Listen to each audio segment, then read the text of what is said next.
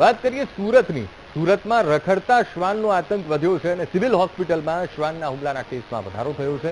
ભટાર વિસ્તાર કે જ્યાં 8 વર્ષના બાળક પર શ્વાને હુમલો કર્યો. ઘરની બહાર રમતા બાળક પર શ્વાને હુમલો કર્યો અને શ્વાને હુમલો કરીને બાળકને માથાના ભાગે ગંભીર ઇજાઓ પહોંચાડી છે.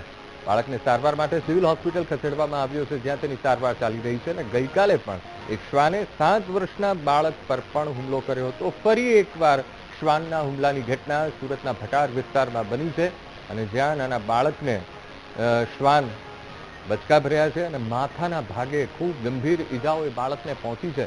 તરત જ એ બાળકને હોસ્પિટલ ખસેડવામાં આવ્યો, જ્યાં તેની સારવાર ચાલી રહી છે. ગઈકાલે પણ એક ઘટના બની હતી, જેમાં એક 5 વર્ષનું બાળક શ્વાનના હુમલાનું ભોગ બન્યું હતું. અને આમ સુરતમાં દિવસે ને દિવસે રખડતા શ્વાનનો આતંક ખૂબ વધી રહ્યો છે.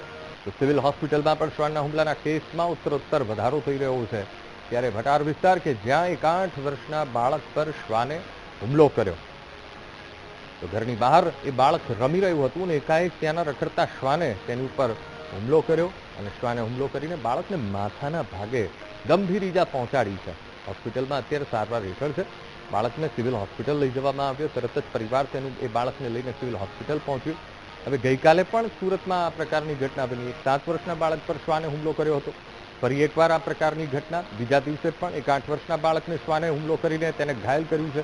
હવે સવાલ એ થઈ રહ્યો છે કે એસએમસી શું કરી રહ્યું છે? રખડતા શ્વાન ઉપર ક્યારે અંકુશ મેળવાશે? આ સવાલ પણ અહીંયા ઊભો થઈ રહ્યો છે, કારણ કે દિવસે ને દિવસે આ કેસ વધી રહ્યા છે. સુરતમાં રખડતા શ્વાનનો ત્રાસ હવે છેલ્લા ઘણા દિવસથી વધી રહ્યો છે. એક પછી એક નાના બાળકોને શ્વાન જે છે તે પોતાનો શિકાર કરી રહ્યા છે. સુરતમાં ગતરોજ એક 6 થી 7 વર્ષના બાળકને શ્વાને જે છે ઝૂંડે બચકા ભરી લીધા હતા. આજે સિવિલમાં વધુ એવા 3 કેસ સામે આવ્યા છે. આપણી સાથે અત્યારે જે જોઈ શકાય છે, નાનો બાળક છે, તેને પણ શ્વાને હાથે જે છે તે બચકા ભરી લીધા હતા. આ જ પ્રકારની અનેક ઘટના સામે આવી છે. ત્યારે તમે જણાવશો, कहाँ आप रहते हो, क्या हुआ था आपके बच्चे के साथ? मेरे बच्चे को कुत्ता ने काट लिया. पाली गांव का मैं रहने वाला हूँ, सचिन साइड. सचिन क्या हुआ था? बच्चे खेल रहा था तो उसको कुत्ते ने काट लिया. क्या हुआ था? बच्चा कहाँ खेल रहा था, किस तरीके का पूरा था? रूम के बाहर खेल रहा था, उसके बाद कुत्ते ने उसको काट लिया. बिल्कुल. आपका जो बच्चा था कितने साल का, किस तरीके का? मेरे बच्चे 3 साल का है. બિલકુલ 3 વર્ષના આ બાળકને પણ જે છે તે બાળકે જે છે કૂતરાએ બચકા ભરી લીધા હતા. અત્યારે સુરત સિવિલ હોસ્પિટલની અંદર જોઈ શકાય છે એક પછી એક કઈ રીતે આખા કેસો સામે આવી રહ્યા છે. આ બાળકને પણ જે છે તે માથાના ભાગે જે છે તે કૂતરાએ શિકાર બનાવ્યો હતો અને તેને બચકા ભરી લીધા હતા. અત્યારે જોઈ શકાય છે આ સુરતના ભટાર વિસ્તારની ઘટના છે. ગતરોજ સચિન વિસ્તારમાં આવી હતી, વધુ એક સચિન વિસ્તારમાં આવી હતી. અત્યારે વેક્સિન જે છે તે અહીં સિવિલ હોસ્પિટલ ખાતે બાળકોને લગાવવામાં આવી રહી છે. વેક્સિનના જે કેસ છે તે હવે વધી રહ્યા છે. વેક્સિન માટે બાળકોને સૌથી વધારે સિવિલ હોસ્પિટલમાં કેસો સામે આવી રહ્યા છે.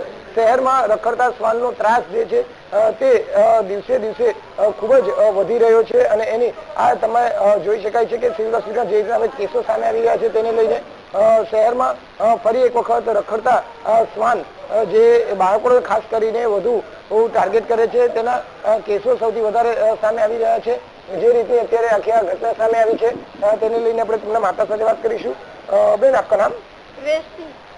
बेन, क्या हुआ था आपके बच्चे के साथ, किस तरीके का? ये खेल रहा था बाहर, मैं सब्जी बना रही थी और कुत्ती आके माथे पड़ गई. कहाँ रहते हो और कितने कुत्ते से साथ में क्या हुआ था? एक ही थी खाली. कैसे उसको बच्चे पे हमला कर दिया कुत्ते ने, क्या हुआ था? मैं सब्जी बना रही थी, इनको ऊपर आके माथे पड़ गई. ये बाहर खेल रहे थे. हाँ. क्या कहाँ काटा बच्चे कुत्ते ने? माथे पे 2 दांत लगाए और लड़ पे 2 दांत लगाए. એટલે અત્યારે જોઈ શકાય છે જે આ 6 થી 7 વર્ષનો આ બાળક 3 થી 4 વર્ષના બાળક ની જે રીતે હવે જે રખડતા શ્વાન છે તે ટાર્ગેટ કરી રહ્યા છે, શિકાર બનાવી રહ્યા છે અને તેને લઈને અત્યારે સૌથી વધુ કેસો જે છે તે સુરતમાં સામે આવી રહ્યા છે. બેન, આપણે વેક્સિન લગાવવામાં આવી રહી છે, ખાલી મને કહેજો પ્રાથમિક વિગત આપજો. પ્રાથમિક વિગત આપજો. અત્યારે સિવિલમાં કઈ રીતે રખડતા શ્વાનને લઈને કેસો સામે આવી રહ્યા છે, કઈ રીતે ટ્રીટમેન્ટ કરાઈ રહી છે? અત્યારે અહીંયા કેટેગરી 3 ના રીતના વધારે આવે છે. જે પણ એમને લગતા પ્રાઇમરીમાં જે એમને ધનુરનું એક ઇન્જેક્શન આપવામાં આવે છે અને એન્ટી રેબિસ વેક્સિન એક આપવામાં આવે છે. અને જો એને કેટેગરી 3 હોય છે તો એને જેને મૂળની આજુબાજુ ઇમ્યુનોગ્લોબ્યુલિન આપવામાં આવે છે, જે એના વેઇટની એકોર્ડિંગ એને આપવામાં આવે છે. સર, રોજેરોજ કઈ રીતના કેસો આવે છે કે કેટલા ઉંમરના બાળકોને ખાસ કરીને કૂતરાઓ એટલે કે શ્વાન જે છે તે કરડતા હોય જોવા મળી રહ્યા છે?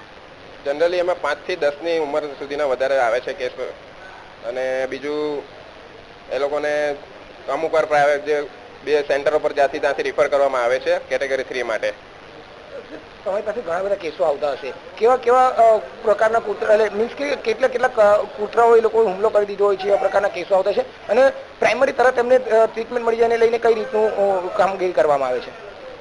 એમને વધારે તો 3 થી 4 કૂતરાઓ એ લોકો ઘેરી વળે છે. જેમ કે જે મજૂર વર્ગ હોય છે, જેમના છોકરાઓ બહાર રમવા નીકળી પડે છે, તેમ કામ કરતા હોય છે, છોકરાઓ બહાર હોય તેમને કૂતરાઓ ઘેરી પડે છે અને એને મલ્ટિપલ બાઇટ્સ થઈ જાય છે.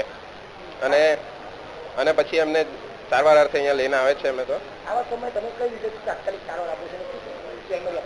પ્રાઇમરીમાં એમને આવે છે તો પહેલાં તો એમને વૂંડ જે બી કરડ્યું છે તે દોડાવીએ છીએ, રનિંગ વોટરમાં એમને વોશ કરાવીએ છીએ, અને પછી એમને તો પહેલાં તો ધનુનું ઇન્જેક્શન અને એક ARV એન્ટીરેબિસ વેક્સિન તે અપાવીએ છીએ.